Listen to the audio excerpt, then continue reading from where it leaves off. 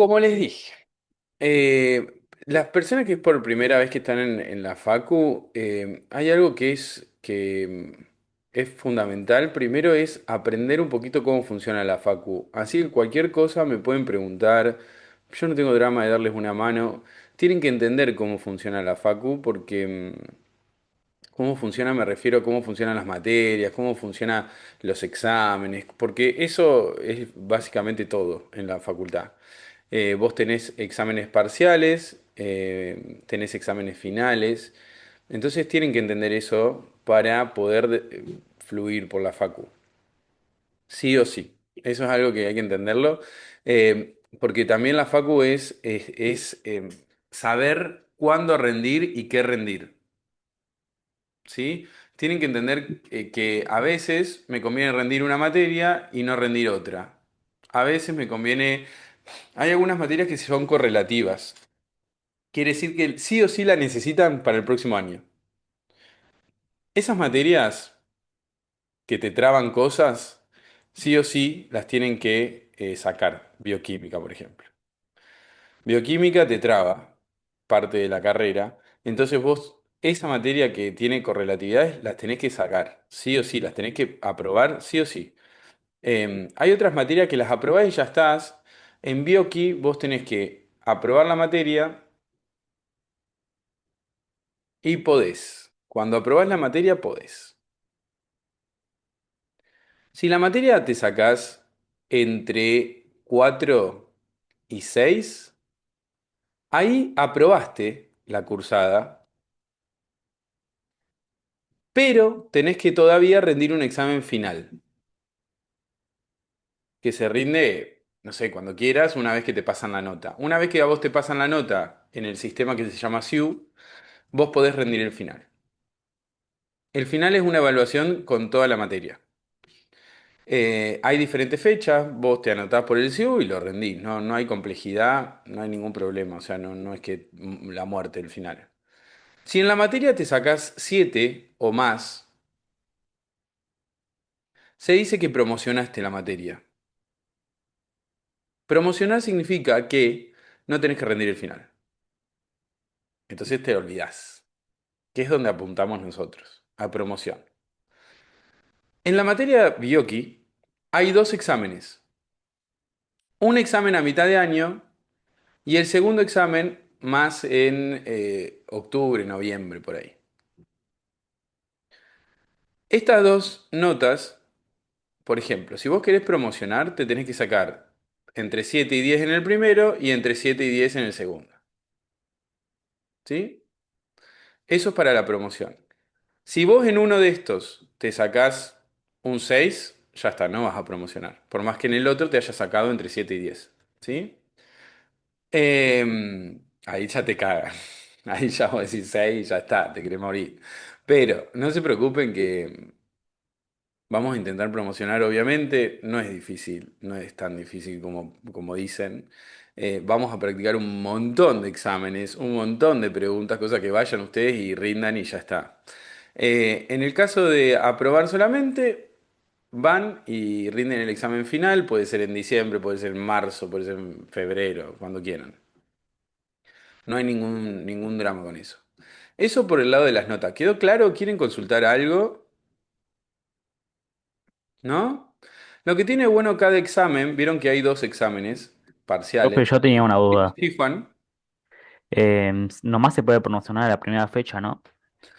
Eso te iba a decir. Hay algunas cositas que son importantes. Primero, cada examen tiene cuatro fechas posibles.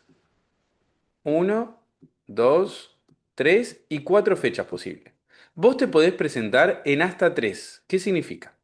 Te presentás la primera fecha, te va mal. Te presentás la segunda, te va mal. Te presentás la tercera y te va bien. Listo. Ya está. No es necesario que sea uno, 2 y 3, puede ser uno, 2 y 4, la que sea, ¿viste? No, no es necesario que sean justo una atrás de la otra como están en el cronograma. Eh, Eso es lo primero. Ustedes de estas cuatro fechas posibles que ellos te dan, te podés presentar hasta tres. Quiere decir que podés presentarte, no sé, en la segunda fecha te va mal, en la tercera te va mal, te presentás en la cuarta y te va bien. Listo, ya está. Hasta, obviamente, Lo ideal sería que te presentes la primera vez que te presentes vos y te vaya bien. Eso sería lo ideal. ¿Qué es lo que pasa con Bioqui? Que no pasa por ahí con otras materias. Bioquímica, para promocionar, te tenés que sí o sí presentar en la primera fecha que proponen. ¿Sí? Por ejemplo, te dice, la primera fecha, no, me voy a tirar pelotudeces de fecha, pero te dice, la primera fecha es el 14 del 6. Para poder promocionar, te tenés que presentar el 14 del 6. En Bioqui. En otras materias no pasa eso, pero en bioquímica sí. Entonces, nosotros vamos a apuntar a la primera fecha. ¿Sí? Antes era distinto, antes era la primera vez que te presentes. Ahora no. Desde el año pasado. Vamos a ver este año por ahí cambian algo. Pero bueno, igualmente todo esto que yo les voy diciendo ahora, después lo vamos a charlar un poquito mejor, para que a medida que vayan avanzando y que vayan entendiendo cómo funciona la facu, porque yo sé que es un montón de información, primera fecha, segunda fecha, tercera fecha. Eh, pero a medida que avance la facu, van a ir entendiéndolo mejor y vamos a ir hablándolo mejor, ¿ok? Y vamos a ir charlándolo, los voy a ayudar a decidir cuándo rendir, los voy a ayudar a todo, básicamente, ¿sí? Y me pueden preguntar cualquier cosa del funcionamiento de la facu sin ningún problema, ¿está bien? ¿Ok? Eso en cuanto a las notas y a las fechas y demás, me escriben cualquier cosa. Con respecto a los profesores y profesoras, eso es fundamental que entiendan que puede tocarles cualquier profesor en la facu, con todas las materias. Hay profesores que son malísimos y hay profesores que son muy buenos y te dan ganas de ir a la materia y estudiarla y qué sé yo. Si te toca un profesor malísimo, busca otra forma. Busca un libro, busca particular, busca otra forma de ver la materia, pero no te quedes con que la materia es una mierda, porque en realidad lo que es una mierda es el profesor ese que tenés enfrente o profesora que son malísimos unos cuantos. Entonces, los profesores están muy mal pagos, así que no tienen ganas de ir a trabajar. Hay un montón de factores que ustedes no tienen la culpa, pero que les va a pasar. Les van a tocar profesores que les van a decir, ¿sabes qué? Hagan todo ustedes. Y vos así. ¿Yo qué hago? O vengan con las cosas resueltas. No tiene sentido. ¿Para qué mierda estás ahí? Pero a lo que voy es, no importa los profesores que les toquen, sepan que siempre pueden buscar otra alternativa. A veces puede pasar que los profesores sean malísimos, porque pasa en la facu. Y eso no quiere decir que todo sea malísimo, ¿sí? Fin de la conversación en cuanto a esto. ¿Alguien quiere preguntar algo? Lo que necesite, no hay ningún problema, si no, arrancamos con agua y pH. ¿Nada? Perfecto. Bueno, no sé si vieron los videitos, ojalá lo hayan visto, y si no lo vieron, acostúmbrense a verlos porque se les va a complicar la vida después. Pero empezamos con, en esos videitos que les pasé, empezamos charlando un poquito sobre los átomos, ¿sí? ¿Por qué empezamos hablando sobre los átomos? Porque después vamos a hablar sobre el agua, vamos a hablar sobre cómo está formada el agua y demás. Y entonces es fundamental que ustedes sepan sobre los átomos.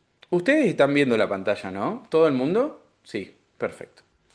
Bueno, los átomos tienen... bueno, en realidad quiero que les quede claro que el átomo es la menor porción de materia, o la materia, el cachito de materia más chiquito posible que todavía conserve las propiedades del elemento químico. ¿Qué quiere decir eso?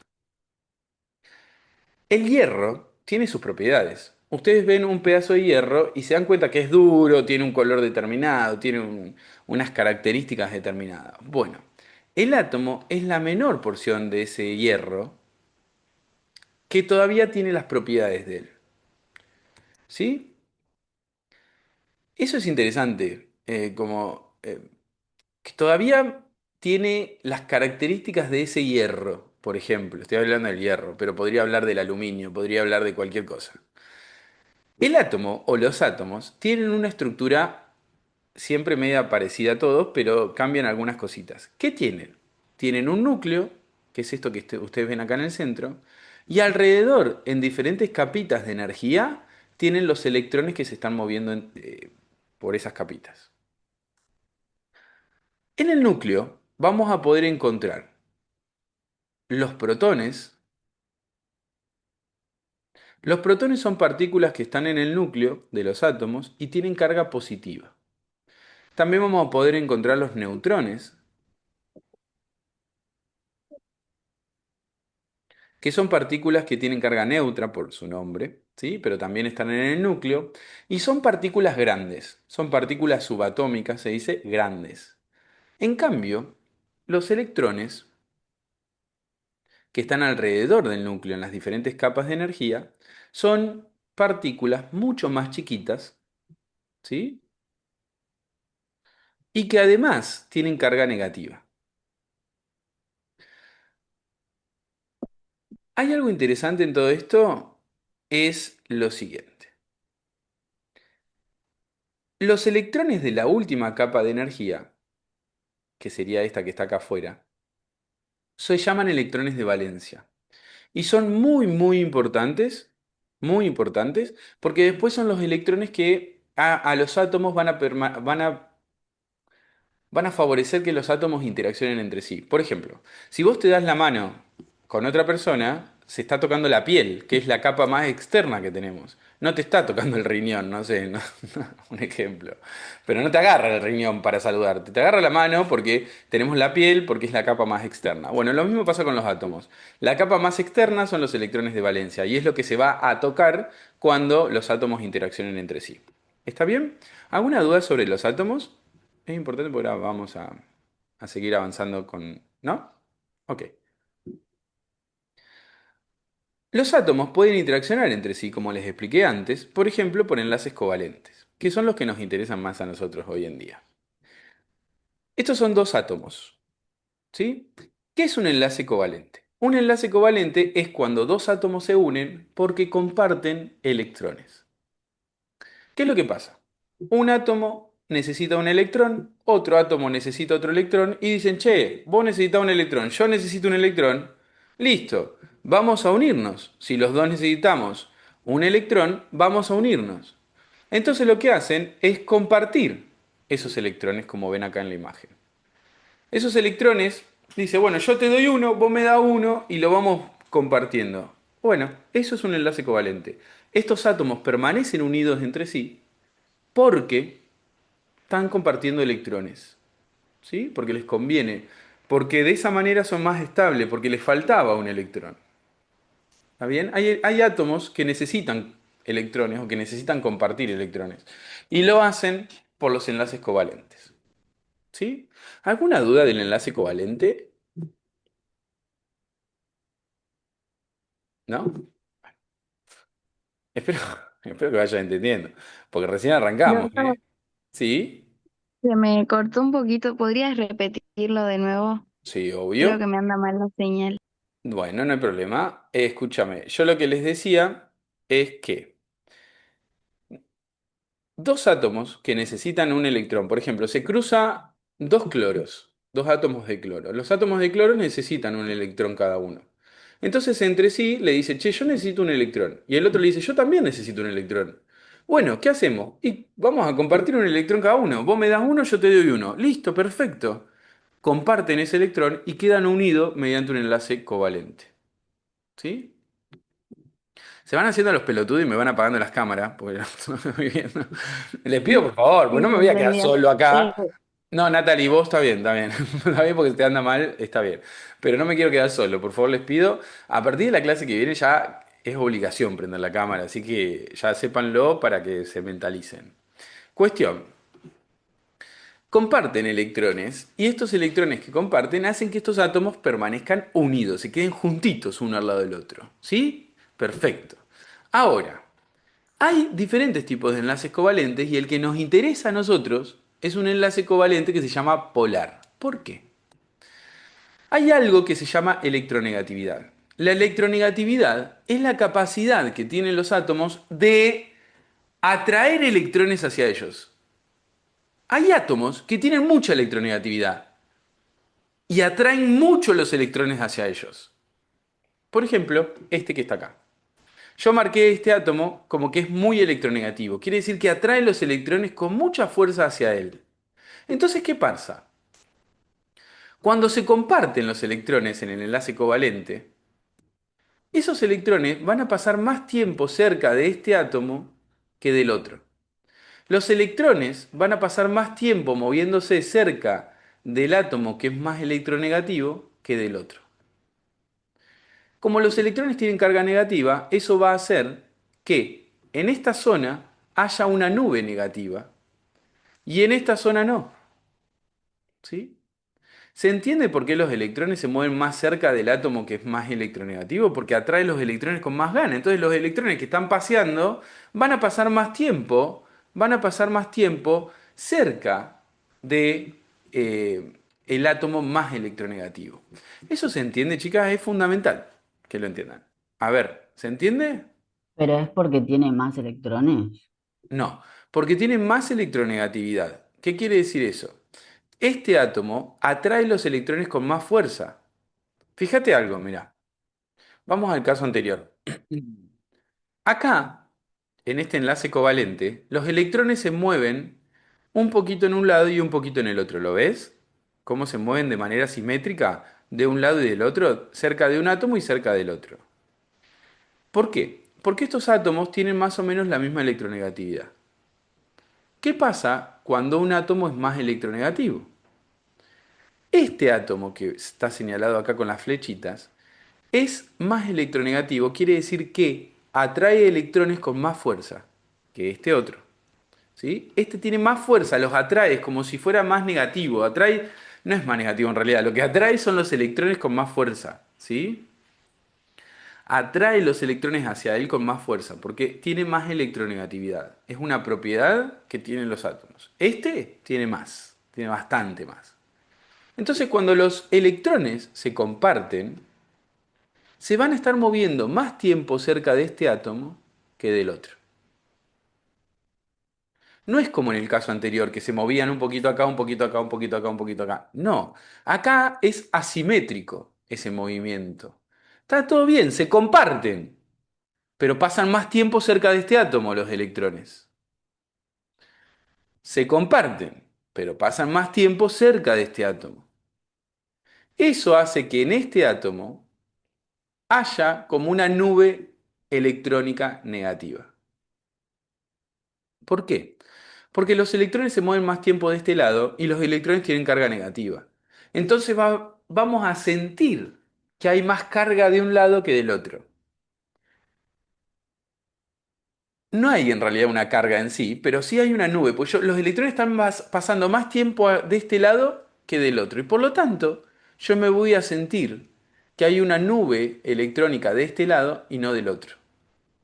¿Eso se entiende todo el mundo? ¿Sí? Sí, ¿Cielo, Aaron? ¿Aaron? sí. ¿Sí? ¿Seguro? Bien. Juan, Natalie, ¿me estás escuchando? Bien. Sí, sí. Sí, sí. Ok, perfecto. Esta es la base, por eso molesto tanto, porque es necesario que ustedes entiendan bien la base. Porque, ¿qué pasa? Los enlaces covalentes, y ahora ya pasamos a la molécula de agua. La molécula de agua está formada por un átomo de oxígeno que se une por enlaces covalentes a dos átomos de hidrógeno. Miren cómo se marca el enlace covalente. El enlace covalente se marca con una rayita. Acá el oxígeno comparte un electrón con el hidrógeno y el hidrógeno comparte un electrón con el oxígeno.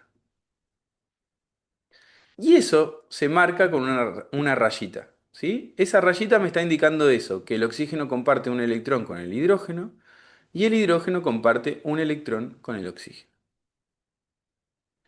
Pero ¿qué pasa acá en la molécula de agua? El oxígeno es más electronegativo.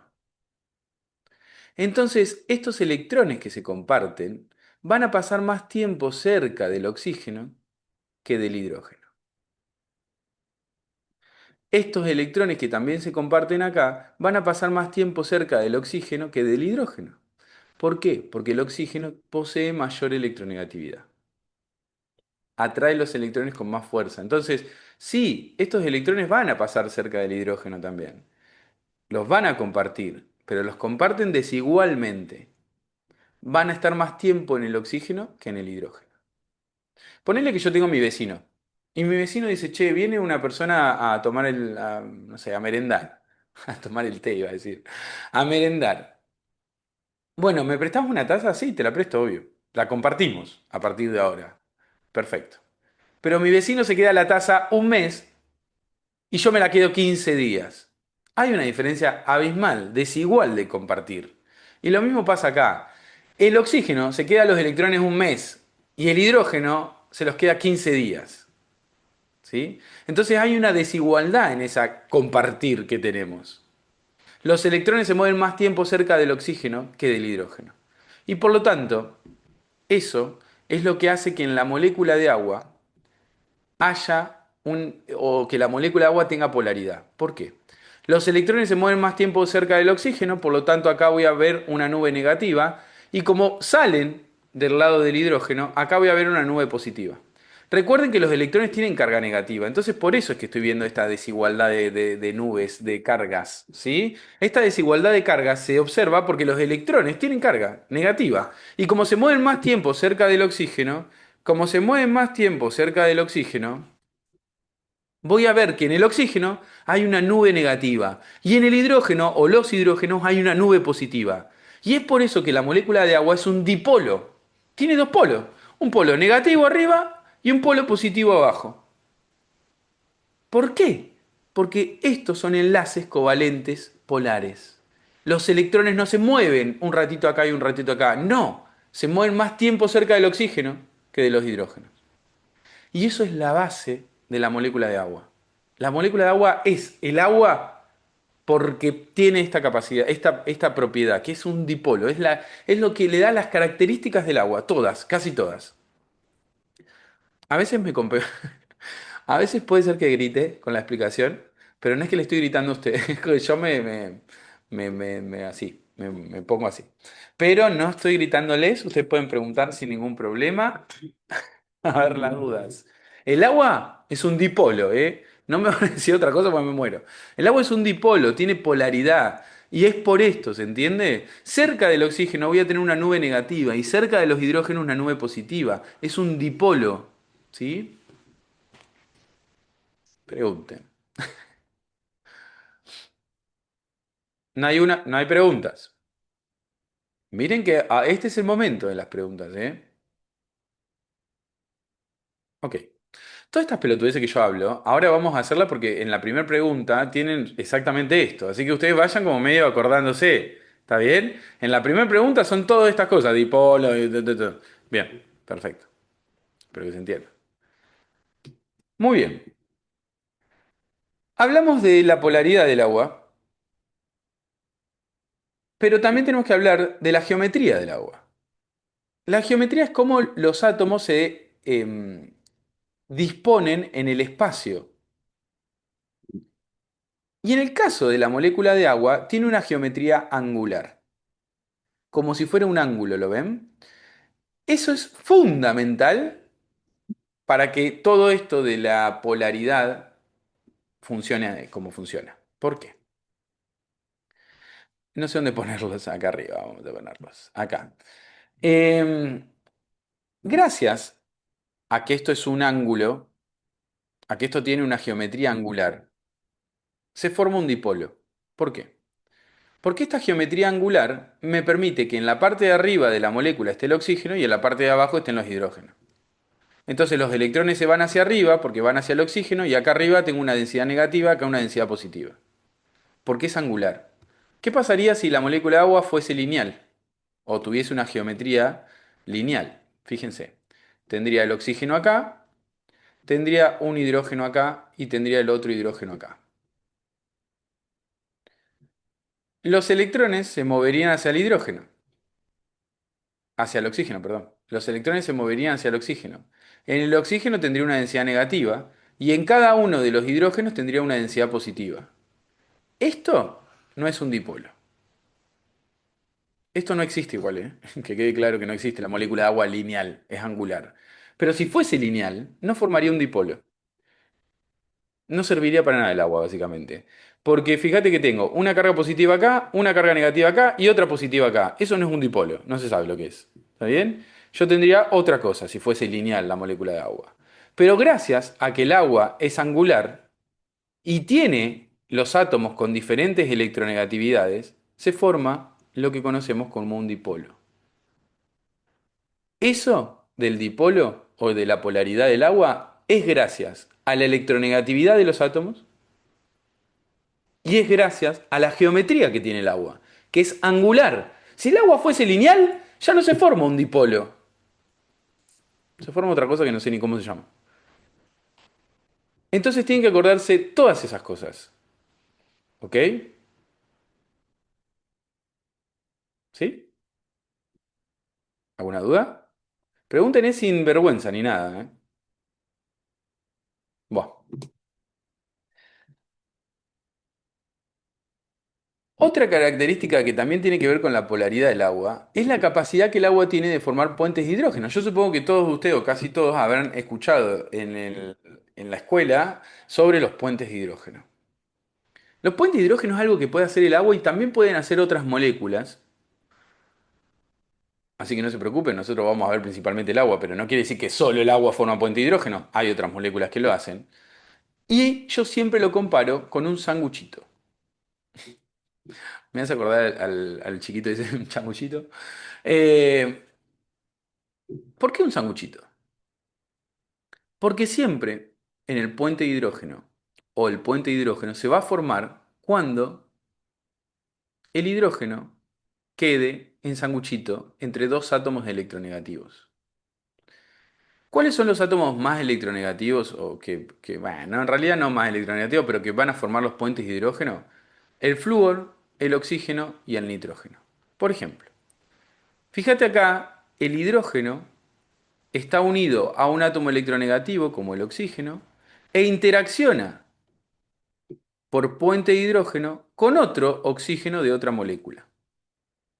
Entonces fíjate cómo, para formar el puente de hidrógeno, el hidrógeno quedó en sanguchito entre dos oxígenos, entre dos átomos electronegativos. ¿Sí?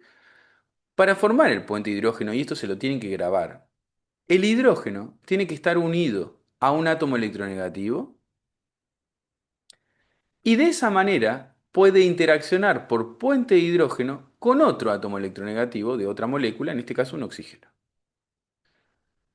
Ese es un ejemplo. Puede ser esto, puede ser esto, puede ser esto, puede ser esto. Arre. No, pero pueden ser estos ejemplos. No es necesario que siempre sea el oxígeno, porque también hay otros átomos electronegativos que pueden formar puente de hidrógeno, por ejemplo el nitrógeno o el flúor. ¿Sí? Entonces fíjate acá. El hidrógeno está unido a un oxígeno, que es un átomo electronegativo, e interacciona por puente de hidrógeno con un flúor de otra molécula, que es otro átomo electronegativo. ¿Entienden esto del sanguchito? Sí, profe. Ok. Les voy a explicar por qué el puente de hidrógeno es un tipo de interacción electrostática o dipolo-dipolo, no importa, porque ahora no lo van a ver, ni lo van a ver nunca. Después les van a preguntar en el examen, ¿el puente de hidrógeno es un tipo de interacción electrostática? Sí. ¿El puente de hidrógeno es un tipo de interacción dipolo-dipolo? Sí. ¿Pero por qué? No se preocupen que no pasa nada ahora. El hidrógeno está unido a un átomo electronegativo.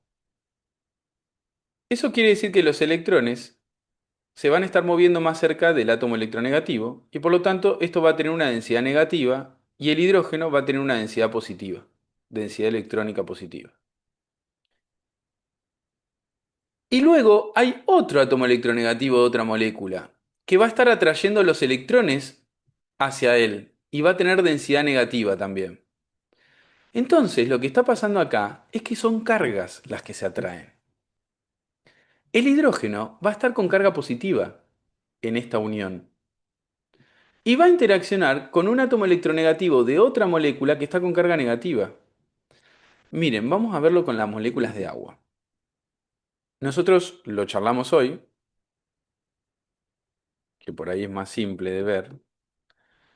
El agua es un dipolo. Los electrones se mueven más tiempo cerca del oxígeno, por lo tanto el oxígeno está negativo. No está negativo, pero es una forma de decir. Los hidrógenos están con cargas positivas. No están con cargas positivas, pero es una forma de decir. Por favor, no vayan a decirle el oxígeno está negativo, los hidrógenos carga positiva, porque los echan de la facultad. Pero para entenderlo ahora me parece más que suficiente. Imagínate que acá viene otra molécula de agua. con su oxígeno y sus hidrógenos. El oxígeno está con carga negativa, los hidrógenos con carga positiva.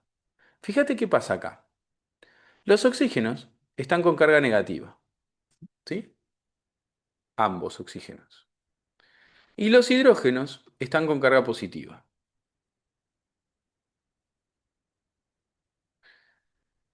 Fíjense que el puente de hidrógeno se forma entre el hidrógeno que está unido a un átomo electronegativo con otro átomo electronegativo, acá.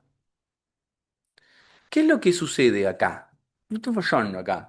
Lo que está pasando es que el hidrógeno está positivo y el oxígeno está negativo. Positivo con negativo se atraen. Listo. Por eso se dice que es un tipo, el puente de hidrógeno es un tipo de interacción electrostática, porque es positivo con negativo. Se está atrayendo algo que está positivo, que es el hidrógeno, y algo que está negativo, que es el oxígeno. Se atraen entre sí, tiki, y se quedan ahí y dicen, ay, qué lindo estar acá. Eh, y ese es el puente de hidrógeno. Y sucede gracias a esto que venimos diciendo, que les vengo diciendo, que es el agua es un dipolo y eso hace que el puente de hidrógeno sea posible en este caso. ¿Sí? Está bien, esto es más complejo igual, pero después lo van a ver en el examen, le van a poner que sí, chao. Pero por las dudas, ¿está bien? ¿Se entiende? Porque es un tipo de interacción negativo-positivo, como que se van a traer. ¿Sí? No. A ver, dudas. Díganlo, díganlo. Digan las dudas. ¿Dudas? Aaron, bueno, lo voy a nombrar. Aaron. No, ¿Seguro o no entendiste una chota? Decime, Aarón, no hay problema. Díganme si entendieron o no. ¿Se no, entendió sí, esto? ¿Sí? sí, Bueno, ya les va a sacar la vergüenza. Natalie, ¿se entendió? ¿Cielo? Sí, profe. Sí. Natalie, decime, decime. Sí, ¿será que podemos repasar un poquito? Es que se me pierde la señal, entonces como que me pierdo. Hay cosas Bueno, ¿qué querés que repase? que Porque no puedo pasan. repasar todo. Natalie, no puedo repasar todo el tiempo. No, sí, sí. Pero decime, decime Eh, qué querés que repase. cuando, ¿Sí? cuando se unen, dijiste positivo y negativo, ahí me perdí. Dije que, perdón, no se escuchó. Cuando forman el puente Sí. cuando forman el puente, Natalie, ¿por qué no pones los eh, datos? No el tendrás, no. hidrógeno Sí. a formar el puente con otro oxígeno, Ok. Bueno, ok, ahora lo ¿no? repaso, sí, ¿Es sí. así? Sí, en realidad, Natalie, esto está quedando grabado. Yo te aconsejaría que después lo veas, porque si se te está cortando, no sé si vas a entender tanto, ¿viste? Dale. Después mirá lo que queda Sí, sí, grabado, por favor, porque si no, no te vas a enganchar. sí. Yo lo que les decía a los chicos y a las chicas es que siempre para formar el puente de hidrógeno, los hidrógenos tienen que estar unidos a un átomo electronegativo, que puede ser oxígeno, nitrógeno o flúor, e interaccionar por puente de hidrógeno con otro átomo electronegativo de otra molécula, que puede ser oxígeno, nitrógeno o flúor. Entonces los hidrógenos quedan en sanguchito entre dos átomos electronegativos. ¿Sí? Los ejemplos de puentes de hidrógeno son estos que ustedes ven acá. ¿Está bien? Natalie, porfa, después míralo grabado porque si no te vas a perder ya de inicio, ¿viste? Porque al cortarse, yo no te escuché bien, ni siquiera. Sí, profe, sí. No te preocupes, sí, lo Bien. veo después, Yo sí. intento igual hablar despacito más lento, para que por ahí si se corta se entienda un poquito mejor. Escúcheme, el puente de hidrógeno, el agua puede formar como máximo cuatro puentes de hidrógeno cuando se encuentra en estado sólido. ¿Sí? En el hielo, el agua, cada molécula forma hasta cuatro puentes de hidrógeno. ¿Sí? ¿Está bien? Ahora eso es importante también. Vamos a ver un ratito. Primera pregunta del trabajo práctico. Ah, otra cosa, yo voy desordenando todas las preguntas porque a veces para la explicación me conviene desordenarlas. Hay veces que no, hay veces que la desordeno, pero después terminamos resolviendo todas. ¿Está bien? A ver, ¿qué entendieron de todo esto? Sobre la estructura de la molécula de agua, seleccione las opciones correctas. Posee dos enlaces covalentes simples. ¿Es correcto o incorrecto? Sí, correcto. Correcto. Bien, ¿entre qué átomos se dan los enlaces covalentes? Entre el oxígeno y el hidrógeno. Muy bien, y los hidrógenos, ¿sí? Muy bien, entre el oxígeno y los hidrógenos. Vos tenés un oxígeno que tiene dos enlaces covalentes simples con los hidrógenos. Acá tenemos un enlace covalente simple y acá tenemos un enlace covalente simple. Más adelante vamos a ver que existen los dobles que se marcan con dos rayitas. Este es un enlace covalente doble, pero todavía no hay problema. Perfecto, esto es correcto. Adopta una geometría molecular lineal. No, Y una geometría angular. Angular. Esto es incorrecto. Chica, el resto, si quiere, puede tirar un... A ver. Forma un dipolo debido a la diferencia de electronegatividad de los átomos que la componen y a la geometría de la molécula. Sí. sí, Verdadero, ¿Se sí. acuerdan que les dije? Muy bien. ¿Se acuerdan que les dije que no solamente tiene que ver la electronegatividad? Porque si la molécula de agua fuese lineal, no se forma un dipolo. Pero como es angular, sí se forma. ¿Ok? D. Cada molécula de agua puede formar un máximo de tres puentes de hidrógenos con moléculas vecinas. 4. No tres. Cuatro en estado sólido. Muy bien. ¿Hasta acá van bien? Sí, De esta manera vamos a trabajar siempre. Yo voy a hablar, voy a dar teoría, vamos a hacer las preguntas, ¿ok? Perfecto. Ahora tenemos que hablar de los calores del agua y de las sustancias en sí. Hay tres tipos de calores. El calor de fusión, calor de vaporización y el calor específico. Son bastantes, no son complejos. Y acá le puse las definiciones para que queden claras. El calor de fusión es la cantidad de calor que yo le tengo que dar a un gramo de agua que está en estado sólido, o sea, de hielo, para pasarlo a líquido. Lo digo con el agua porque es lo que lo que más vamos a trabajar, pero en realidad se puede decir con cualquier cosa. Pero yo lo voy a usar con el agua. El calor de fusión, la fusión es cuando pasamos de estado sólido a líquido. Entonces, el calor de fusión es la cantidad de calor que yo le doy a un gramo de hielo, de agua sólida, para que todo ese gramo pase a líquido. Y acá hay algo en la definición que me parece más que importante y que lo toman siempre. Sin cambio de temperatura. No cambia la temperatura. En ese caso. Imagínense que, para que se lo imaginen, a ver, bánquenme 2 segundos que voy a hacer un dibujito para que quede, se lo puedan imaginar.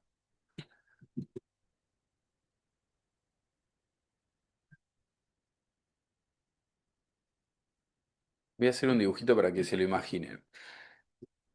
Calor de fusión. Tengo una olla, tengo un hielo, un cubito de hielo.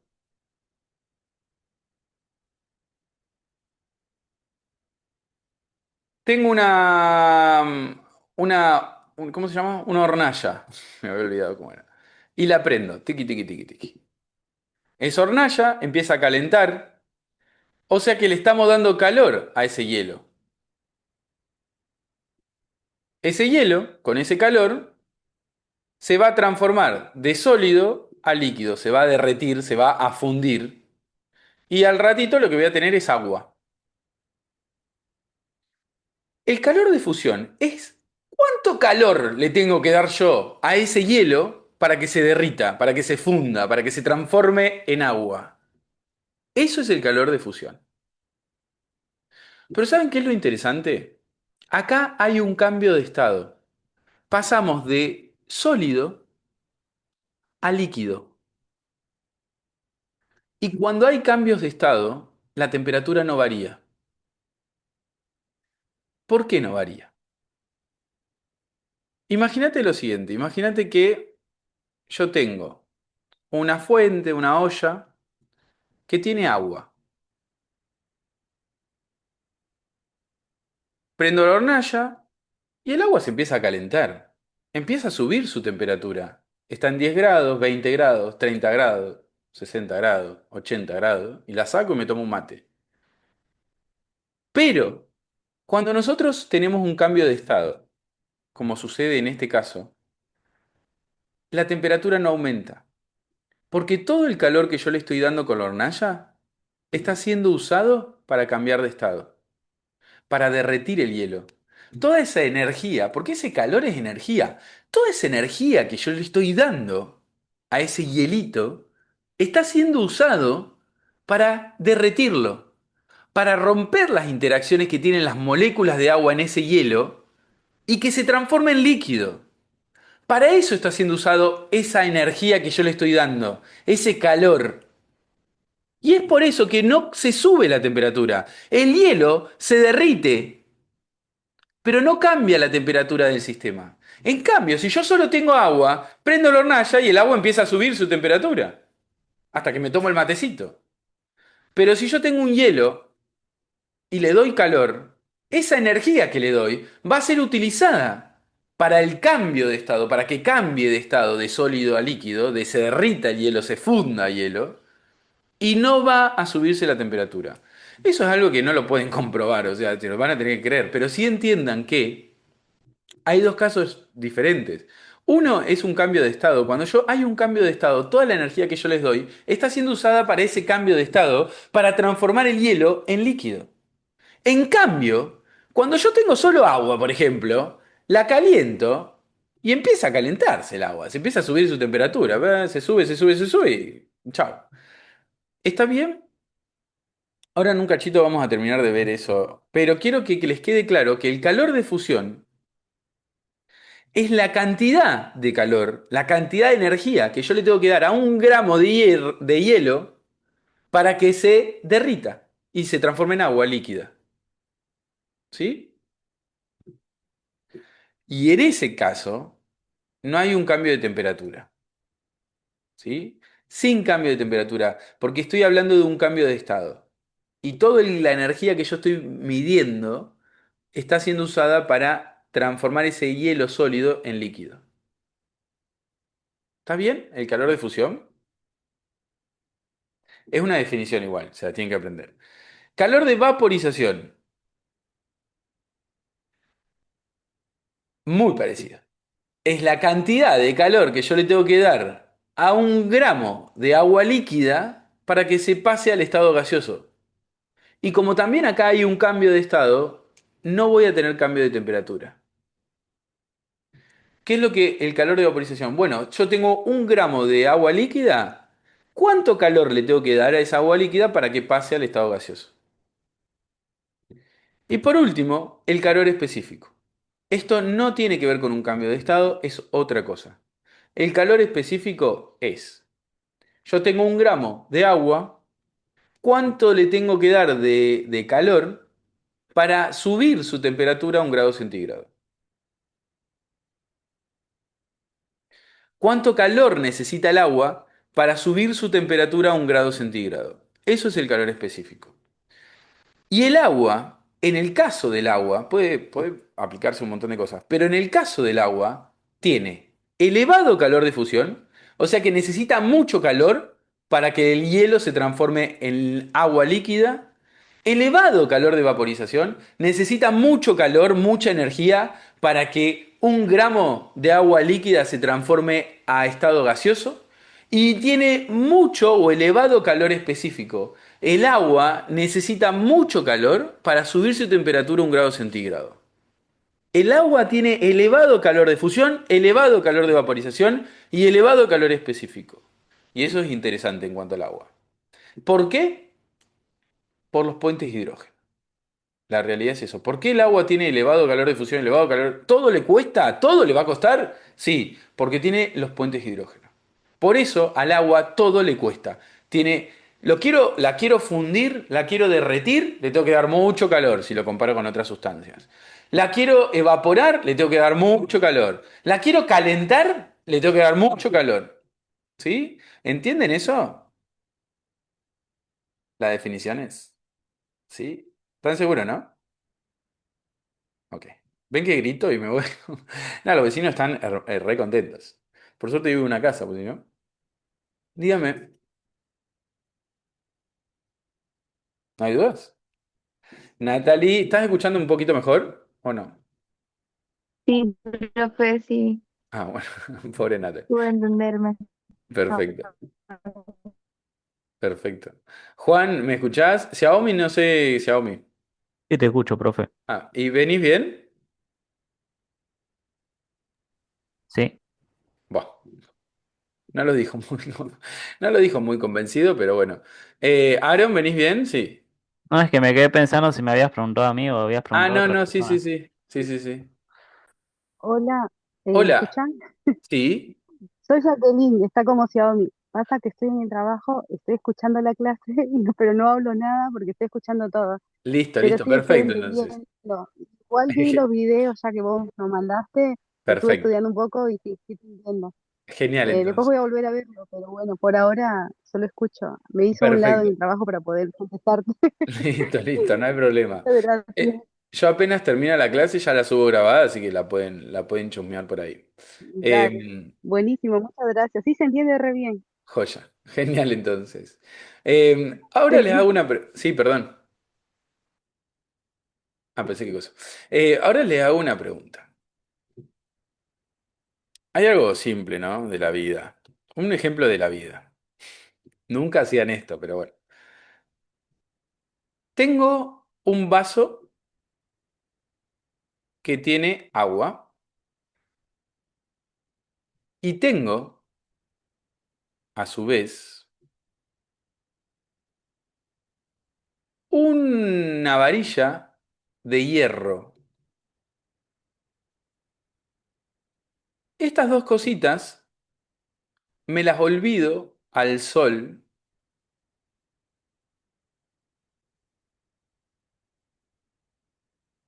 durante media hora. Cuando vuelvo, cuando vuelvo, toco el agua y toco el hierro. ¿Cuál va a estar más caliente? El hierro. El hierro. ¿Están todos de acuerdo? ¿El resto? Media hora al sol me olvido el vaso de agua y media hora al sol me olvido el pedazo de hierro. Lo vuelvo así lo agarro. ¿Cuál está más caliente? el El hierro. hierro, dice también Natalie. Cielo, ¿qué opinas?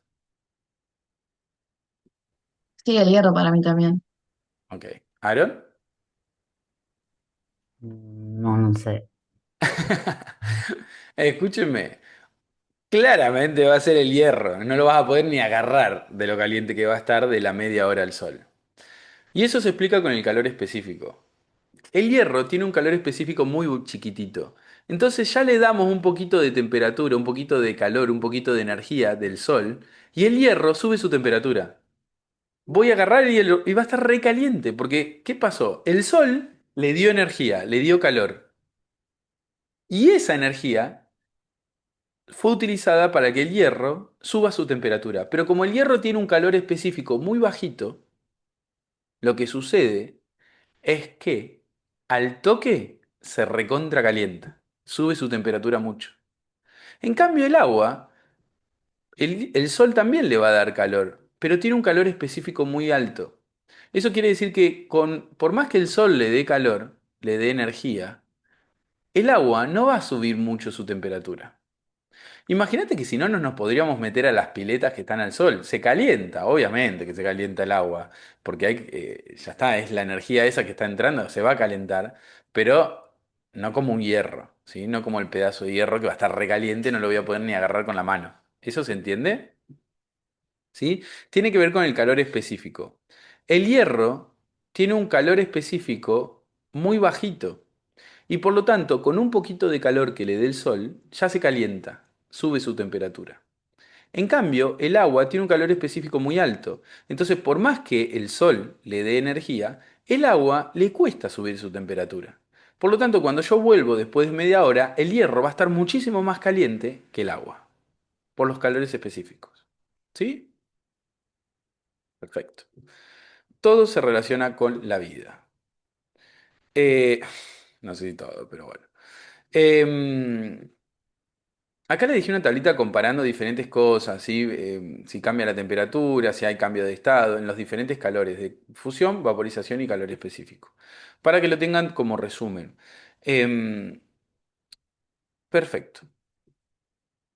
Vamos a hablar ahora de la curva de calentamiento del agua, que en algún momento les han hecho dibujar en un examen, me parece una pelotudez, pero cada cual. La curva de calentamiento me indica, yo tengo un hielo, le empiezo a dar calor y ¿qué pasa? ¿Cuáles son todos los cambios que van a ir sucediendo? En la curva de calentamiento yo voy a medir la temperatura de mi sistema a medida que le doy calor. Uy, qué mal estoy con las líneas, ¿eh? Bueno, ahora lo hago para abajo. Ahí está, bueno, más o menos. A medida que yo le doy calor, ¿qué pasa?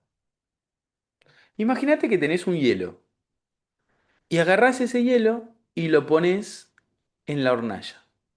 Y no, mentira. Imagínate que agarrás una fuentecita, tipo un hervidor de leche, eso que usaba mi abuela. Y eso le pones agua y lo mandás al freezer hasta que se congela. Todo el agua. Entonces me queda el agua congelada dentro del hervidor. Y a ese hielo que yo tengo, le empiezo a dar calor. Le empiezo a dar energía. Lo pongo en la hornalla. Y le empieza a dar fuego abajo. La temperatura del hielo va a empezar a subir. Va a empezar a subir y va a empezar a subir. Yo me doy cuenta que la temperatura del hielo empieza a subir, pero no se derrite todavía. No se transforma en agua todavía. Al principio empieza a subir la temperatura del hielo. Pero llega un momento en el que voy a observar que la temperatura del hielo empieza a permanecer constante. Deja de subir. Y yo digo, ¿qué onda? Miro así y me doy cuenta que empezó a aparecer agua líquida. ¿Qué pasó acá? El hielo se empezó a fundir, se empezó a transformar en agua líquida. Y toda la energía que yo le estoy dando con la hornalla va a ser utilizada para ese cambio de estado.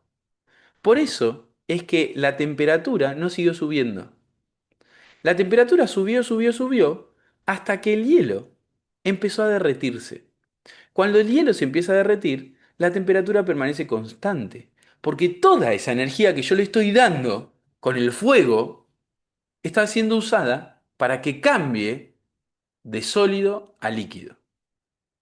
En ese momento tenemos un cambio de estado. Hasta que llega un momento que todo el hielo se transforma en agua líquida. Entonces cuando sucede eso, la temperatura vuelve a subir, porque el agua sola se empieza a calentar. Se empieza a calentar, se empieza a calentar, se empieza a calentar el agua, se calienta más, y en eso veo que la temperatura permanece constante de vuelta. Yo, puta madre, ¿qué pasó ahora? ¿Qué pasó ahora con el agua? ¿Por qué la temperatura permanece constante? En ese momento empiezo a mirar bien y veo que del agua salen burbujitas. ¿Qué está pasando ahora? El agua líquida se está evaporando, se está transformando al estado gaseoso. Tenemos otro cambio de estado. Entonces toda esa energía que yo le estoy dando con la hornalla, con el fuego, está siendo usado para que el agua se evapore, pasa al estado vapor, pasa al estado gaseoso. Es por eso que la temperatura permanece constante. Siempre que haya un cambio de estado, toda la energía que yo le estoy dando va a ser usado para ese cambio de estado y no para otra cosa. En cambio, cuando yo tengo agua líquida sola o cuando tengo hielo solo, la temperatura sube.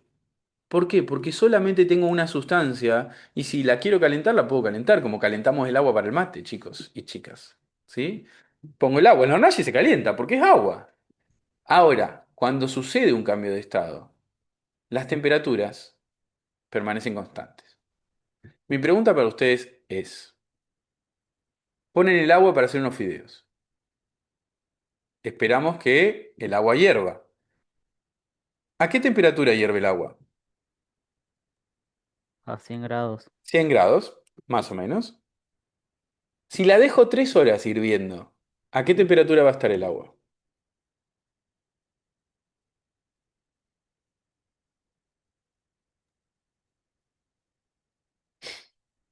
Digan una pelotudez, no pasa nada, que es fundamental decir pelotudez en la facu.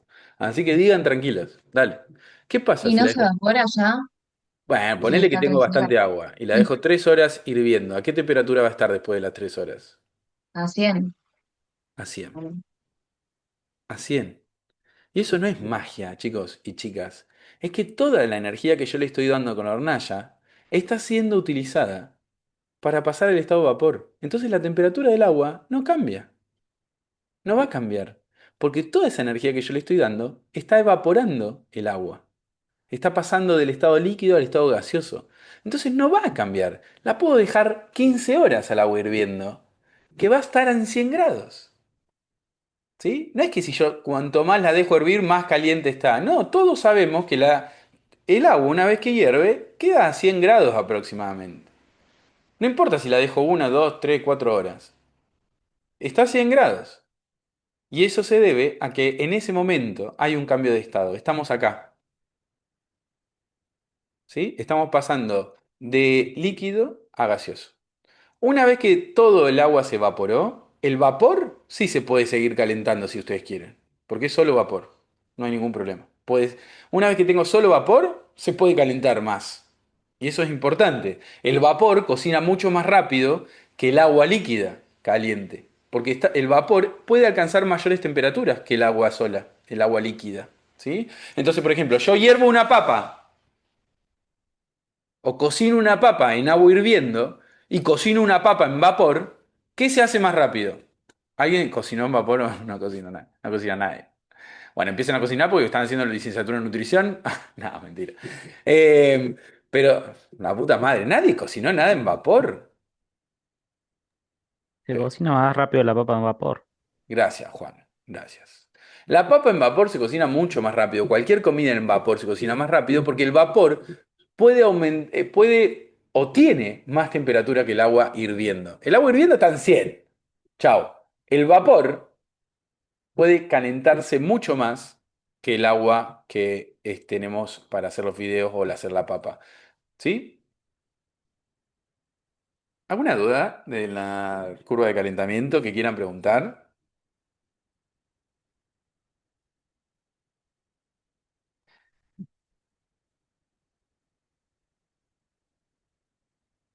Ok. Está claro que cuando hay un cambio de estado, no, la temperatura no cambia. Está bien eso. ¿Sí? ¿Se entendió con lo del agua, los fideos y eso? ¿Sí? Va. Cuestión. Amores, una cosita interesante del agua, y ya pasamos a otro medio otro tema, no es lo mismo, es otra propiedad del agua. La densidad. La densidad del agua es interesante porque acá tengo dos lupitas, ¿no? Por un lado, tengo la lupita mirando las moléculas en el agua líquida y por el otro lado tengo la lupita mirando las moléculas en el agua sólida.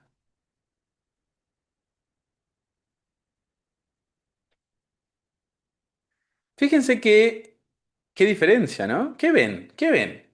A ver, ¿quién me dice qué ven? ¿Qué se ve ahí? ¿Qué diferencia ven? A ver, forma hexágonos. La- o algo así era. a ver. ¿Qué, dónde forma hexágonos? Desarrollemos un poquito más. La sólida, forma una forma que no me acuerdo cuál era. Bueno, son hexágonos, sí, perfecto. Ah, bien. ¿Lo ve el resto? Que hay una diferencia muy grande en cuanto a la estructura de las moléculas de agua. En el agua líquida, las moléculas están todas moviéndose una al lado de la otra, interaccionan, se sueltan, interaccionan con otras, se sueltan y forman un puente de hidrógeno acá, lo sueltan, forman otro allá. Pasa eso, hay un quilombo bárbaro en la molécula, en el agua líquida, con las moléculas de agua.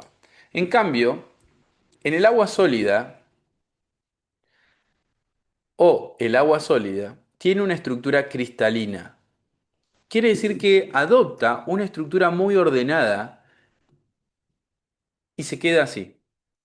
Esa estructura cristalina forma huecos hexagonales. Fíjense que toda esta parte es un hueco, toda esta parte es otro hueco, toda esta parte es otro hueco. Están formando hexágonos las moléculas de agua y en el medio de los hexágonos quedan huecos hexagonales también, ¿no? Obvio. Ahora, ¿en qué me importa a mí esto? ¿Qué me importa? Explícame. Si ustedes congelan una botella, le ponen agua líquida hasta acá, por ejemplo. Pero cuando y la meto en el freezer. Cuando el agua se congela, ustedes van a agarrar la botella y van a ver que tiene agua hasta acá.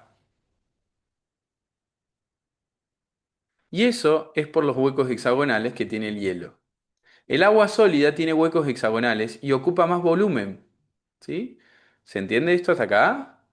Por eso las botellas, cuando las vamos a congelar, no las tenemos que llenar del todo, porque explotan en el freezer cuando se congelan. Las botellas hay que llenarlas mucho menos que el tope para congelarlas, porque si no explotan. ¿Por qué explotan? Porque cuando el agua se vuelve sólida, ocupa más volumen, por los huecos que tiene y por la estructura del hielo. Y esto tiene que ver con la densidad. La densidad del agua es la relación entre la masa y el volumen. ¿Qué significa esto? La masa son las moléculas de agua. Y el volumen es un volumen determinado que yo quiera, X. En el agua líquida, como las moléculas están todas una al lado de la otra, yo voy a tener un montón más de molécula que en el agua sólida. ¿Sí? Imagínate que yo agarro un cuadradito de agua líquida y agarro el mismo cuadradito de agua sólida. En el agua líquida voy a encontrar muchísima más cantidad de moléculas que en el agua sólida en ese cuadradito.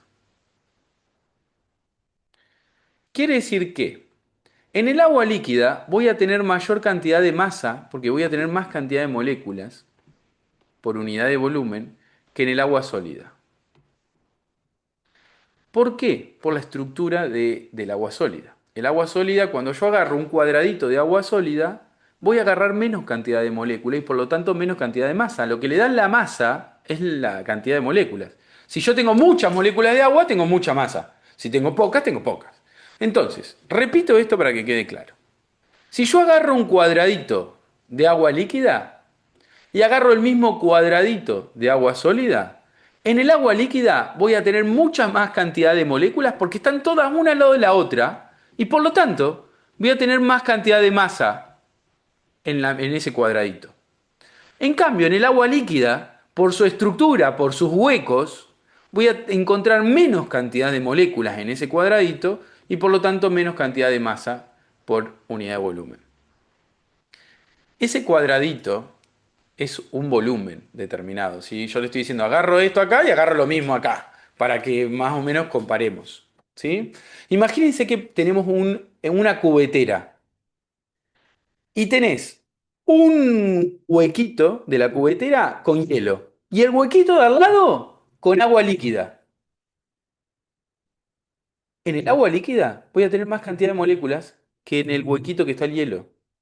¿Por qué? Porque el agua líquida tiene todas las moléculas una al lado de la otra, un quilombo bárbaro y tal. Y en cambio en el hielo tenemos una estructura cristalina que tiene huecos y tiene un montón de cosas. Fíjense que esto es la densidad. El agua líquida tiene mayor densidad que el agua sólida.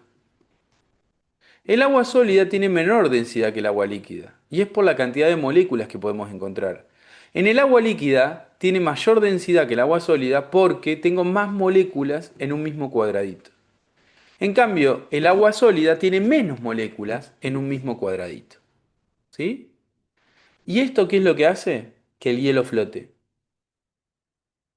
Esto permite que el hielo flote. Si el hielo no flotara, los lagos cuando se congelan matarían a todos los pescaditos. Porque se congelaría el lago desde abajo, todo. Si el hielo no flotara, no se hubiera hundido el Titanic, por ejemplo. Son todas pelotudeces las que estoy diciendo. Sí, está bien. Pero es para que tengan una idea de lo importante que es que el hielo tenga menor densidad que el agua líquida. El agua líquida tiene mayor densidad y por lo tanto el agua se queda abajo, el hielo se va para arriba. El hielo flota porque tiene menor densidad. ¿Está bien? ¿Sí? Bueno, iban a la facultad y decían, el Titanic. Ah, bien, no, no nombren al Titanic, por favor, les pido. Pero sí, es por eso. Bien, ahora sí, preguntitas. Bueno, vamos a resolverlas. Tenemos que seleccionar las correctas. Dice, el punto de fusión del agua es la temperatura a la cual el agua líquida se transforma en vapor. Verdadero. Es falso. Ah, Falso. no, el calor que hay que entregar es. Muy bien, a Obvio. ver. El punto de fusión. La fusión es cuando, ¿qué? ¿Cuándo era Fundirla. fusión? Cuando de líquido, no, cuando de sólido pasa a líquido. Sí. Cuando de sólido pasa a líquido. Y fíjate que acá dice, cuando el agua líquida se transforma en vapor. Y eso no es correcto. El punto de fusión es la temperatura a la cual el agua sólida se transforma en agua líquida. ¿Está bien? Por eso es fusión, es cuando se derrite el hielo, por ejemplo. ¿Sí? Em, Nosotros hablamos hoy del calor de fusión, no hablamos del punto de fusión, pero el punto de fusión básicamente es eso, es la temperatura a la cual el agua se funde, quiere decir que se transforma de sólido a líquido, ¿ok? Es la temperatura en la cual el agua se funde. Pero nunca siempre en el examen toman así alguna pavada de esta, pero fíjense siempre, comparen la fusión con lo que dice abajo, ¿sí? ¿Está bien? Ok. No es correcta esa. El calor específico del agua es menor que el de la mayoría de los metales. No. El calor específico del agua es menor que el de la mayoría de los metales. Verdadero, por la ¿Eh? comparación con el hierro, ¿no? ¿Y pero qué Es, dijimos? es Era falso. mayor. Era Ay, no, mayor, es falso. era No, es mayor. falso, es falso. Porque el Es mayor. hierro tenía muy poquito calor específico y por eso se calentaba tanto. En cambio, el agua tenía mucho calor específico. Exactamente. El agua tiene un calor específico altísimo, altísimo, en comparación con otras cosas, ¿no? Siguiente. La cantidad de calor que se le debe entregar a un gramo de agua para elevar su temperatura a 1 grado centígrado es menor que la que se le debe entregar a 1 gramo de alcohol. Piénsenlo bien, por favor les pido. Piénsenlo bien. La cantidad de calor que se le debe entregar a 1 gramo de agua para elevar su temperatura 1 grado centígrado es menor que la que se le debe entregar a 1 gramo de alcohol.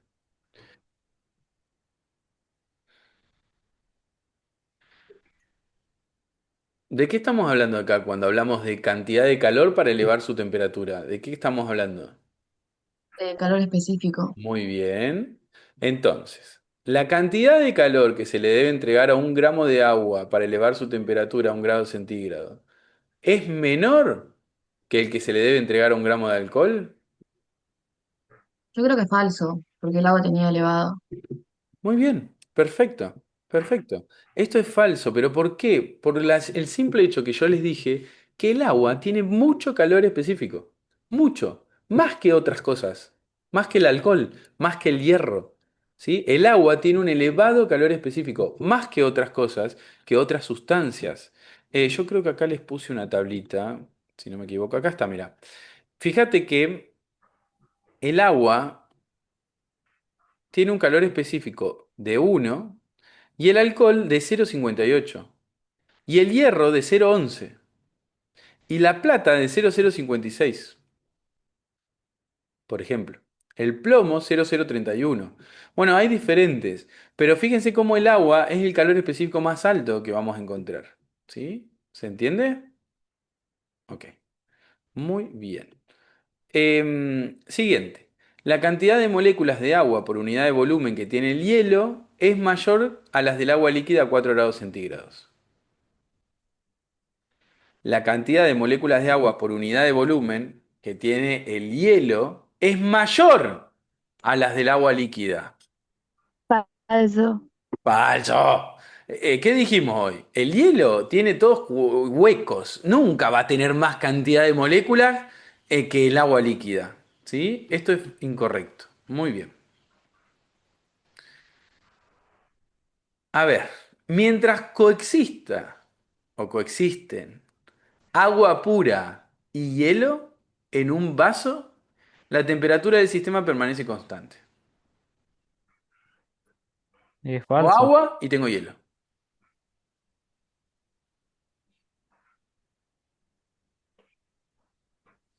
Verdadero. Verdadero. ¿Por qué, Aaron? Porque la temperatura se mantenía constante mientras el hielo, o sea, ponele, se va derritiendo en esa agua. eh, para elevar la temperatura se le tenés que agregar calor cuando ya el hielo se descongeló. Se descongeló todo, se derritió todo, se fundió todo. Muy bien. Cuando tenemos hielo y agua, tenemos un cambio de estado. Ahí tenemos dos estados que están, el hielo se está derritiendo, se está transformando en agua. Hay un cambio de estado. Entonces yo, en ese caso, la temperatura no va a aumentar en general. Em, Ahí ponele que el hielo y el agua estén agarrando energía desde el exterior, ¿no? De afuera, para seguir ese cambio de estado. Solamente va a aumentar su temperatura cuando solo tenga agua. Que todo el hielo se haya derretido o se haya fundido. ¿Está bien? ¿Sí? Muy bien, Aaron. Bien, muy bien. ¿Están bien, no? ¿Hasta acá? ¿Sí? No me contestaba nada. No la estaba viendo. A ver, ¿están bien? ¿Están bien? Sí, sí, ¿Sí? sí, sí. Perfecto. ¿Están seguros, no? Porque así ya van con agua y pH listo y terminado y ya está. Falta todavía. Disfrútenlo porque falta. Bien, ¿qué viene ahora? Vieron que el agua disuelve todo, todo. Disuelve, le pones un poquito de azúcar, lo disuelve. Le pones un poquito de sal, lo disuelve. Le pones un poquito de harina, un poquito, lo disuelve. Le pones un poquito de todo y lo disuelve. El agua es un buen disolvente. Un disolvente es algo que se utiliza para mezclarlo con otra cosa y que se forme una solución, que se forme algo homogéneo, que yo no vea dos cosas separadas, no es que... El agua tiene la capacidad de ser un buen disolvente. Y esto siempre lo toman en los exámenes, pero siempre, siempre, siempre. El agua es un buen disolvente por dos cosas. ¿Me están escuchando, no? Sí. El agua es un buen disolvente por dos cosas. Y se lo tienen que acordar, ¿eh? Porque siempre lo toman. Primero, es por su capacidad de formar puentes de hidrógeno. El agua puede disolver azúcares o carbohidratos, que ya lo vamos a ver en su momento, porque tiene la capacidad de formar puente de hidrógeno con ellos. Y con otras moléculas también. Entonces, ¿por qué el agua es un buen disolvente? Primero, porque tiene la capacidad de formar puentes de hidrógeno. Segundo, ¿por qué el agua es un buen disolvente? Porque tiene una elevada constante dieléctrica. ¿Qué significa eso? El agua tiene la capacidad de separar cargas opuestas y mantenerlas separadas. Les presento a la sal. La sal de mesa, la sal que utilizan ustedes, es un sodio positivo, un átomo de sodio positivo y un átomo de cloro negativo, cloruro de sodio. Eso es lo que ustedes utilizan para la sal. Es la sal de mesa, la que compramos, las dos anclas o la otra, no me acuerdo, celusal. Em, el agua la disuelve también. ¿Por qué? Porque el agua no solamente separa estos átomos, sino que además los mantiene separados. Eso hace que el agua pueda disolver las sales. No solamente esta, porque hay otras sales, pero esta es la más conocida. Fíjense lo que hace el agua. El agua separa al sodio del cloro y los rodea dependiendo cuál sea la carga. Por ejemplo, el sodio es positivo, entonces los rodea con los oxígenos, que serían las colitas negativas que tiene el agua. ¿Se acuerdan que el agua era un dipolo y el oxígeno tenía como una carguita negativa? Bueno, como el sodio es positivo, el agua rodea al sodio con sus colitas negativas. Y como el cloro bueno, no puedo, no puedo volver, bánqueme 2 segundos, acá. Y como el cloro es negativo, el agua lo va a rodear con sus colitas positivas, que es la parte de los hidrógenos. ¿Sí? De esa manera, rodeando a estos átomos, de esa manera es que el agua logra separar estos dos átomos, pero no solo separarlos, sino que los mantiene separados. Entonces la sal, cuando yo la pongo en el agua, se rompe y se mantiene rota, separada. ¿Sí? Gracias a esto que hace el agua. ¿Cómo se llama esto? Se llama esfera de solvatación. El agua rodea los átomos que están cargados y los separa y los mantiene separados. ¿Sí? ¿Cómo? Con estas esferas de solvatación. ¿Está bien? Esfera de solvatación quiere decir el agua rodea, esta forma de rodear los átomos, ¿se entiende? ¿Sí? ¿Sí? Em, Sí. ¿Qué era lo que estaba indicando los puntitos del oxígeno? Ah, no, perdón, los puntitos, perdón, porque tenía esta imagen ya hecha, entonces ya la hice. Los puntitos del oxígeno son electrones libres que tiene el oxígeno, no importa eso, no, no, y olvídenselo los puntitos, ¿sí? En la estructura de la molécula de agua, el oxígeno le quedan unos electrones al pedo ahí y se los puse acá, pero no, olvídenselo porque ustedes no lo tendrían que haber visto en el curso de ingreso, se ve que no lo vieron y por eso, pero así que no te preocupes por esos puntitos que no pasa nada, ¿sí? Muy bien la pregunta igual. Para la próxima lo voy a sacar porque no me di cuenta. Bien. ¿Alguna duda que quieran preguntar respecto de esto? Ok. Pregunta. Seleccione las premisas correctas. ¿El agua es el disolvente universal debido a qué? A. Posee una elevada constante dieléctrica, lo que permite mantener cargas de signos opuestos separadas. Sí, verdadero. Bien. Vamos a marcarlo como correcto. Se encuentra voy a hablar de vuelta desde arriba. El agua es el disolvente universal debido a que se encuentra en estado líquido a temperatura ambiente.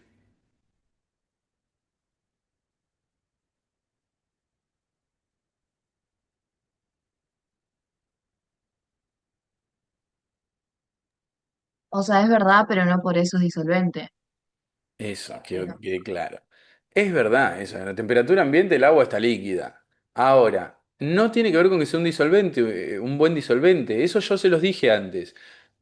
Ojo con eso. Está buenísimo que esté líquida, pero no tiene que ver con que sea un buen disolvente. Posee la capacidad de formar puentes de hidrógeno. Verdadero, Correcto. Y posee una temperatura de ebullición elevada.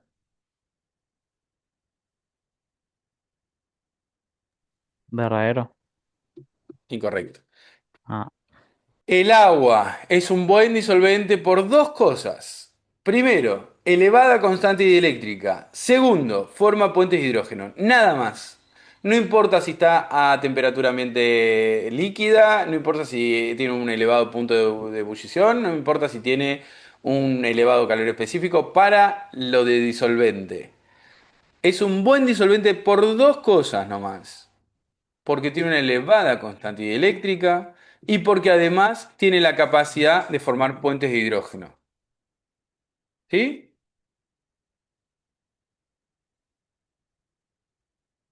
¿Alguna duda hasta acá? Sí. Sí, lo de la ebullición, o sea, es como lo mismo que la vaporización. La ebullición es lo mismo que hervir, sí, lo mismo que la vaporización. Sí, algo así. No es exactamente lo mismo, pero no importa. Es para la idea nuestra, sí. Pero Mm, no tiene que ver con que sea un buen disolvente. ¿Sí? ¿Se entiende eso? sí, Perfecto. Ok.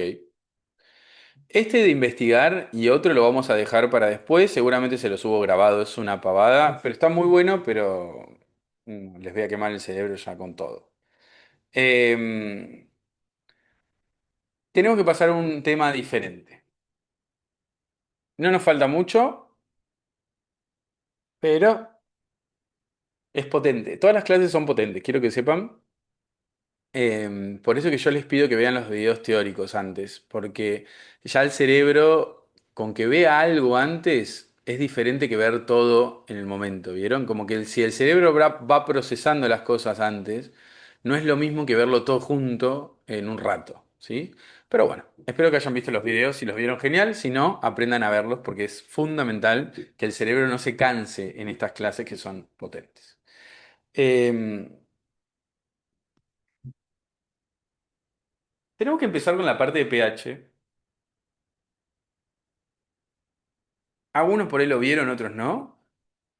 Pero siempre hablamos de lo que es un ácido, o de lo qué ácido, qué... pero no sabemos bien la definición. ¿Sí? A veces decimos ácido, a veces usamos palabras que no sabemos bien las definiciones. Entonces, vamos a definir lo que es un ácido. ¿Sí? Porque lo necesitamos para luego entender el pH. Un ácido es aquella sustancia que cuando la ponemos en una solución acuosa, una solución que tiene agua, se disocia, se separa y libera protones. Pero, ojo, me quedó el protón medio lejos ahí. ¿En qué medio segundo? Ok. Ojo, ¿por qué? El ácido es una molécula que yo la pongo en agua y hace así, ¡puc! Y libera un protón. Pero un protón no es un protón del núcleo. Protón, ahora, le llamamos a un hidrógeno que tiene carga positiva, a un átomo de hidrógeno que tiene carga positiva. ¿Qué hace un ácido? Este es un ácido. Yo lo pongo en agua y cuando lo pongo en agua, ¡puc! Libera un protón, lo separa de él, ¿sí? Como que lo suelta. Eso es un ácido. Imagínate que vos sos un ácido, te metes en la pileta y de vos, ¡puc! Sale un protón, un hidrógeno positivo. ¿Está bien? Ahora, un ejemplo es el ácido clorhídrico, por ejemplo. Yo lo pongo en agua y ¡puc! Libera un protón. Estos ejemplos que acabo de hacer acá son los que llamamos ácidos fuertes. ¿Por qué? Porque todas las moléculas que yo puse de ese ácido, todas liberan un protón. Todas. No quedó ni una molécula con el protón agarradito. Todas las moléculas del ácido liberaron ese protón. Y no me quedó ninguna molécula del ácido con su protoncito agarrado. Ninguna me quedó. Por eso es que estos son ácidos fuertes. Pero también existen los ácidos débiles. ¿Qué pasa con los ácidos débiles? Yo pongo 100 moléculas del ácido débil en agua y solamente algunas van a liberar el protón. y otras van a quedar como ácido. Eso es un ácido débil. Un ácido débil es aquellos ácidos que yo pongo 100 moléculas del ácido y solamente algunas pocas liberan el protón.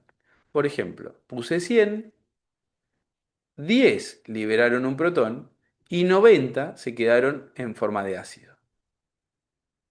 ¿Sí? De esta manera podemos definir dos tipos de ácidos. Los ácidos fuertes, que son aquellos que todas las moléculas que yo puse liberan un protón y no me quedó nada del ácido acá. O los ácidos débiles, donde de las moléculas que yo puse solamente algunas pocas liberan un protón y el resto permanece como ácido. En este caso sí tengo del ácido presente. ¿Sí? Siempre estamos hablando que las pongo ¿dónde? En una solución acuosa, en una solución que tiene agua, en un vasito con agua, qué sé yo, lo que ustedes quieran. Pero siempre estamos hablando, cuando digo poner, de poner en solución acuosa. ¿Sí?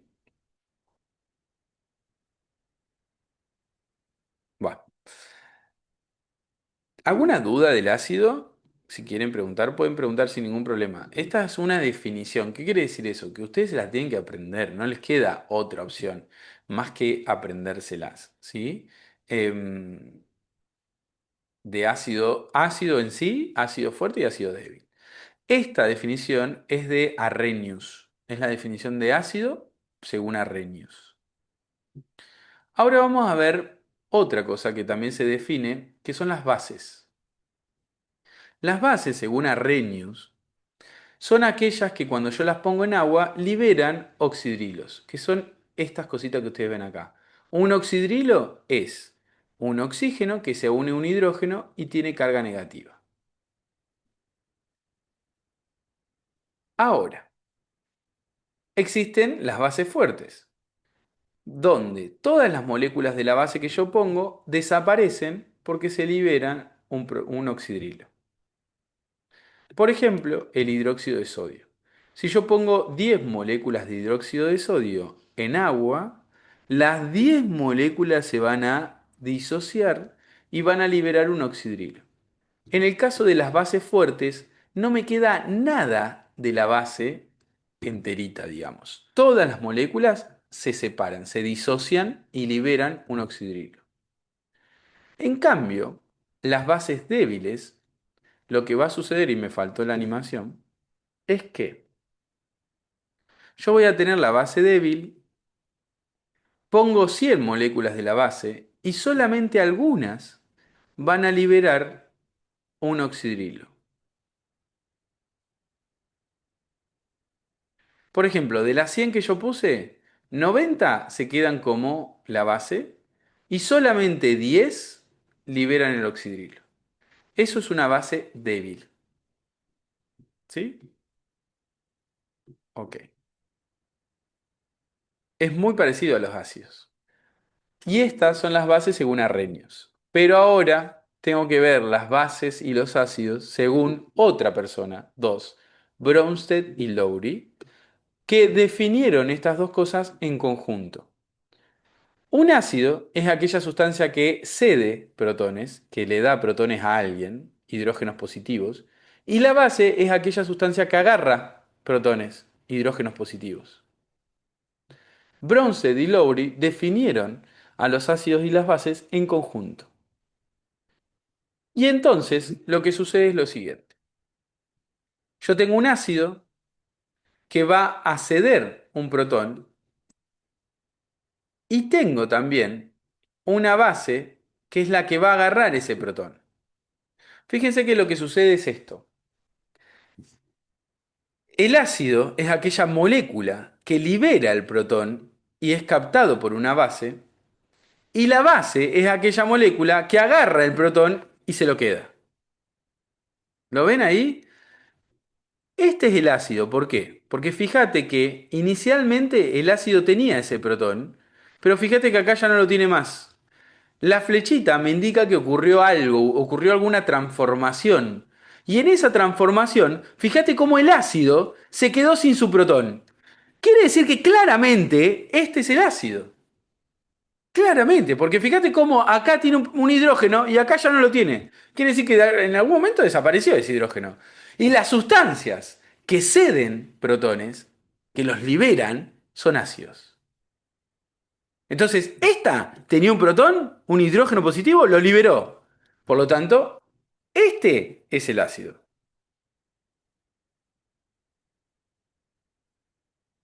¿Y cómo se llama el ácido cuando libera su protón?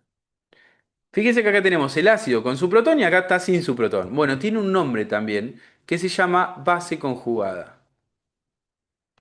¿Se lo tienen que aprender? Sí. Lamento informarle que sí. Por otro lado, tenemos también algo que se llama base. ¿Por qué se llama base esto? Porque las bases agarran los protones. Fíjate que el ácido liberó el protón y la base lo agarró y se transformó en esto. Fíjate que tenemos acá está el protón del ácido, acá arriba. Entonces, ¿qué es lo que se formó? Un ácido conjugado. Sí, lo lamento, hay que aprenderlos. El ácido, cuando pierde su protón, se transforma en una base conjugada. Y la base, cuando agarra el protón, se transforma en ácido conjugado. Esto es según Bronsted y Lowry. Bronsted y Lowry dijeron, un ácido es aquel que libera los protones para que una base lo agarre. Entonces, de esa manera, yo puedo saber cuál es el ácido y cuál es la base. Porque me da una definición. Me dice, el ácido es aquel que libera protones, o sea que es este. Y la base es aquella molécula que agarra el protón, o sea que es este. ¿Sí? Ahora, cuando el ácido pierde su protón, se transforma en una base conjugada y cuando la base agarra el protón, se transforma en ácido conjugado. ¿Esto lo tienen que saber? Sí, hay que saberlo porque hay después las definiciones, todo se dice en base a esto que ustedes ven acá. ¿Qué es lo que pasa? Y esto, perdón, yo sé que están cansados. De última, no, me da lástima dejar las cuentas de pH para otro día. Me da lástima, porque nada, es terminarlo. Escúchenme, ¿qué es lo que pasa? Imagínate que yo tengo un ácido fuerte. Si yo tengo un ácido fuerte, vamos a hacer un resumen para que ustedes puedan hacer. Esto lo toman siempre en los exámenes, siempre, siempre, siempre. Así que vamos a hacer un resumencito acá de esto que toman, para que ya lo tengan a mano y lo puedan usar cuando ustedes quieran. Banquenme 2 segundos. Tengo diferentes tipos de ácidos y diferentes tipos de bases. Cuando yo tengo un ácido fuerte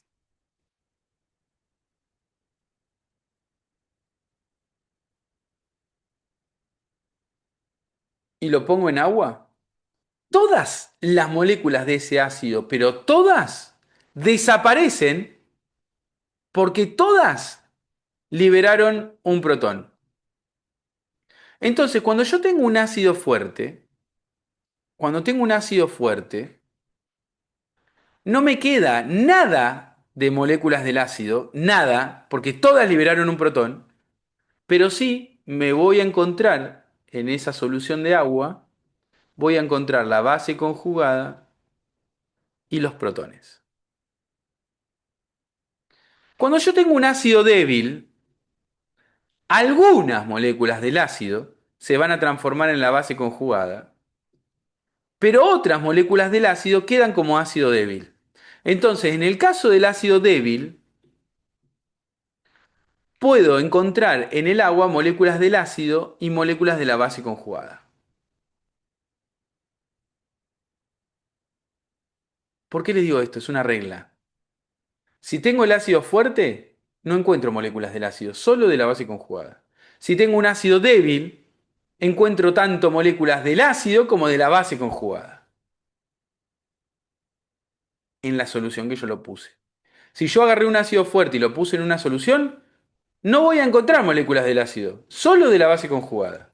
En cambio, si agarré un ácido débil y lo puse en una solución, voy a encontrar tanto moléculas del ácido como de la base conjugada. Regla. ¿Por qué? Preguntas. Última, ya estamos, ya estamos. Fuerza, un poco de fuerza necesito, mental. Un poco de fuerza mental.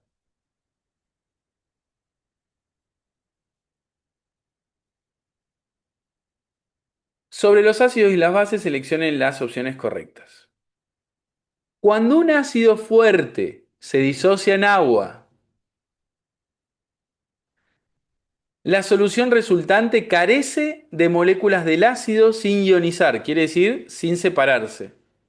Es re difícil esto, yo lo sé, y lo Eso es toman falso, siempre. A ver, ¿qué? que es falso, Es falso. ¿Por qué? porque los ácidos fuertes sí dejan protones. Pero fíjate lo que dice. Cuando un ácido fuerte se disocia en agua, la solución resultante no tiene moléculas del ácido sin ionizar. El ácido sin ionizar sería el ácido enterito, ¿viste? Por ejemplo, la solución esta que yo les puse hoy, yo tengo un ácido, lo pongo en agua y el ácido se transforma en la base conjugada más un protón. El ácido sin ionizar sería esto que está acá. Entonces, cuando un ácido fuerte se disocia en agua, la solución resultante carece, no tiene moléculas del ácido sin ionizar. No tiene de esto.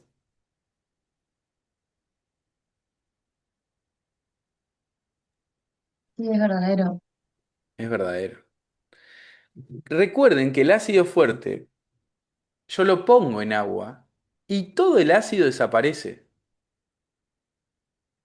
Entonces tiene razón. La solución resultante no va a tener moléculas del ácido sin ionizar. No las va a tener. Porque todas las moléculas del ácido sin separarse, en el ácido fuerte no están. Se fueron, todas se separaron. No tiene moléculas del ácido sin ionizar.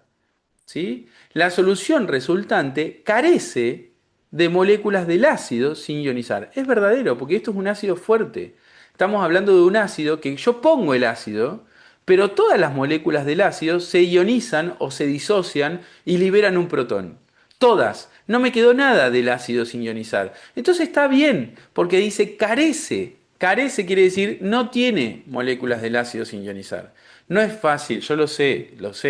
Pero ¿se entiende esto? ¿Por qué esta primera era verdadera? ¿Lo entienden a eso o no? Pueden preguntar, podemos charlarlo de vuelta. Ya les quemé el cerebro. Tienen, a ver, ya está. A ver, ¿entienden por qué? Lo que es difícil acá es que la pregunta es positiva, pero negativa al mismo tiempo, porque el carece este te caga la pregunta, ¿viste? Entonces, yo tengo un ácido acá. El ácido se ioniza o se disocia y libera un protón. ¿Sí? Tengo moléculas del ácido y acá tengo las moléculas de la base conjugada. Dice, cuando un ácido fuerte se disocia en agua, ¿qué pasa cuando un ácido fuerte se disocia en agua? A ver, ¿quién me lo dice? ¿Qué pasa cuando un ácido fuerte se disocia en agua?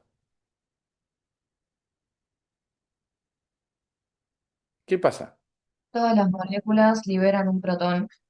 ¿Y me Eso quedan es que moléculas del ácido? no. No. La solución resultante no tiene moléculas del ácido sin ionizar. Y eso es correcto, porque no me quedan moléculas del ácido enterito sin ionizar cuando el ácido es fuerte. No me quedan moléculas del ácido enterito sin ionizar. Ya no voy a tener más de esas moléculas del ácido sin ionizarse con el ácido fuerte. Entonces esto es correcto. ¿Lo entienden por qué? Sí, porque ¿Mazo? ya están ionizadas, o sea, ya están separadas, ¿no? Claro, todas las moléculas que yo puse del ácido, todas se separaron y liberaron un protón en el ácido fuerte, porque este es un ácido fuerte. ¿Se entiende, Aaron? Sí, sí, ahora sí. Más o menos igual, porque ahora lo vamos a... todos los ejercicios son iguales. Juan, ¿se entiende? Sí, sí, Ok, perfecto. Por otro lado, voy a hacer otra vez acá arriba la ecuación del ácido para que ustedes lo tengan. En una solución de un ácido débil podemos encontrar moléculas del ácido y de su base conjugada.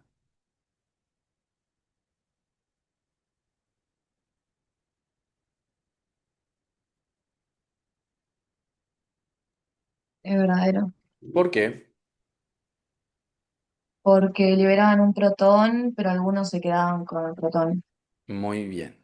Recuerden que un ácido débil, yo colocaba moléculas del ácido débil en una solución y solamente algunas de ellas liberaban un protón, pero otras se quedaban con el protón agarradito. Entonces, cuando hablo de ácidos débiles o de bases débiles, yo voy a encontrar tanto moléculas del ácido como de la base conjugada. Porque a diferencia del ácido fuerte, solamente algunas moléculas liberan el protón, no todas. ¿Sí? Eso es lo que hace un ácido débil. ¿Se entiende? Entonces, esto es correcto. ¿Sí? Porque en el ácido débil, solamente algunas de las moléculas liberan un protón, no todas. ¿Ok? ¿Sí? Entonces, cuando yo miro, voy a encontrar algunas moléculas enteritas del ácido y otras de la base conjugada. ¿Sí? Del ácido cuando liberó el protón. Pero también voy a encontrar del ácido enterito. ¿Sí? Ok. Dice la siguiente, cuando un ácido débil se disocia en agua, la solución resultante carece de moléculas del ácido sin ionizar. Esa es falsa. Esa es falsa. Porque cuando un ácido débil se separa en agua, algunas moléculas del ácido enterito me van a quedar. ¿Sí? Última. En una solución acuosa de una base débil podemos encontrar tanto moléculas de la base como de su ácido conjugado. Vale, una base débil. Tengo, esta es una base. Tengo la base, tengo el ácido conjugado y tengo los oxidrilos acá. ¿Sí? Le puse un más al oxidrilo, un menos. Bien. Si la base es fuerte, todas las moléculas de la base desaparecen. Si la base es débil, tengo tanto moléculas de la base como del ácido conjugado. Tengo de las dos. Aprendan eso nomás. Si es fuerte, del ácido, de la base fuerte no me queda nada. En cambio, si es débil, voy a tener todo. Del ácido y su base conjugada, o la base y su ácido conjugado. Entonces, voy a leer de vuelta. En una solución acuosa de una base débil, podemos encontrar tanto moléculas de la base como de su ácido conjugado. Verdadero. Gracias, Sara. Verdadero. Hay una regla simple. Si es algo fuerte, un ácido fuerte, una base fuerte, no voy a tener moléculas del ácido ni de la base sin ionizar, sin separarse. Todas se separaron. En cambio, si tengo algo débil, ahí es otra historia. Tengo todo. Tengo el ácido débil con su base conjugada o tengo la base débil con su ácido conjugado. Todo. Esa regla, acuérdense nomás y listo. Ok. ¿Están cansados? Sí. No me importa. No. Están muy cansados. Nivel de cansancio del 1 al 10. Porque me Mucho. gustaría verlo de pH, ¿viste? Pero capaz que le cago el cerebro, ¿no? La semana que viene, ¿alguien sabe el cronograma ya? Si la semana que viene tienen agua y pH ya o no. Me parece que no, ¿eh? No creo. No, no ¿Ya se sabe tuvieron? nada todavía. Por eso. ¿Ya tuvieron teoría? No. No, No, No. Esta semana no tuvieron teoría. no. No. no, nada. Listo. Entonces la semana que viene debe arrancar la teoría. No creo que arranque. Igual no saben bien cuándo empiezan. Sí, verdad. O sea, También. porque dijeron supuestamente que el 25 arrancan, que hay clases, pero por ejemplo yo tengo bioquímica los lunes, o sea que no tendría clase. No, no, debe ser, claro. Bueno, listo. Cortemos acá, porque si no les voy a quemar el cerebro más de lo necesario. La semana que viene vemos pH y arrancamos con química orgánica. Vemos estas cuentitas de pH que no es difícil. Sí, van a necesitar una calculadora, si tienen, si no, no pasa nada. Em, pero em, la semana que viene terminamos pH, ¿sí? Y arrancamos con química orgánica la primera parte, que también nos va a llevar 2 semanitas, ¿ok? Cualquier cosa, ahora ya subo esto, les pido que lo repasen, sí o sí, sí o sí. Em, Nada, estamos hablando. Que tengan lindo fin de, gracias por empezar. Perdón el cansancio, pero realmente se van a acostumbrar en algún momento. Porque real, cada vez las clases siempre son medias pesadas porque es mucho, mucho ejercicio. Hay clases que la divido, que nos permite dividirlo. Si estamos bien de tiempo, divido todas sin ningún problema. Pero bueno, hay veces que no se puede. Cualquier cosita, si tienen dudas, me escriben. Yo ahora en un ratito ya subo la clase y les aviso por el grupo. ¿Ok? Bueno, Ok, nos Bueno, vemos. profe, Repasen, por favor, chao. chao, repasen. Chau, chau. gracias. Chao. Besitos.